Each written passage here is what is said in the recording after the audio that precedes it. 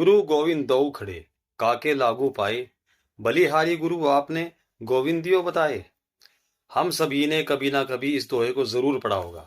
संत कबीरदास के लिखे इस दोहे में एक व्यक्ति के जीवन में गुरु की अहमियत और उनके प्रति शिष्य का आदर साफ दिखाई देता है। हम सभी के जीवन में शिक्षक की महत्वपूर्ण भूमिका होती है। हमें समाज में रहने और आगे बढ़ने की सीख देने के साथ साथ शिक्षक हमें जीवन जीना भी सिखाते हैं। वे ना सिर्फ हमारे वर्तमान को संवारते हैं बल्कि हमारा भविष्य भी निखारते हैं। प्यारे बच्चों और साथियों, आइए शिक्षक दिवस और डॉक्टर सर्वपल्ली राधाकृष्णन के बारे में जानते हैं। 5 सितंबर 1888 को मद्रास प्रेसिडेंसी के तिरुतनी नामक स्थान पर जन्मे डॉक्टर राधाकृष्णन एक महान दार्शनिक, विद्वान, शिक्षाविद और राजनेता थे।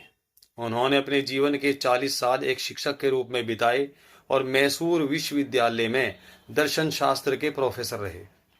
भारत की आज़ादी के बाद उन्होंने 1946 यूनेस्को में भारत का प्रतिनिधित्व किया। वे 1949 से 1952 तक सोवियत संघ में भारत के राजदूत रहे।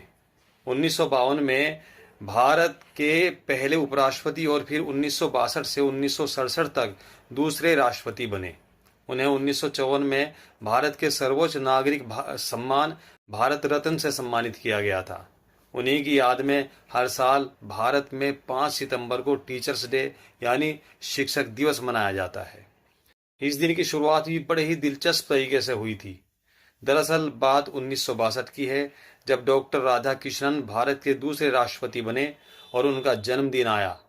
इस मौके पर उनके कुछ छात्र उनसे मिलने पहुंचे और उनका जन्मदिन मनाने का अनुरोध किया।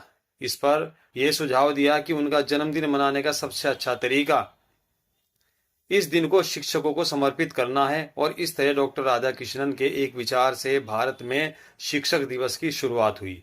यह दिन शिक्षकों के प्रति सम्मान और आभार जताने का है।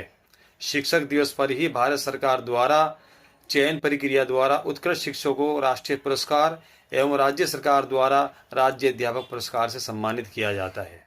ओके प्यारे बच्चों, साथियों, आप हमेशा खुश रहें, स्वस्थ रहें और हमेशा सभी शिक्षक साथी इसी प्रकार राष्ट्र निर्माण में अपनी महत्वपूर्ण भूमिका अदा करते रहें। धन्यवाद। जय हिंद।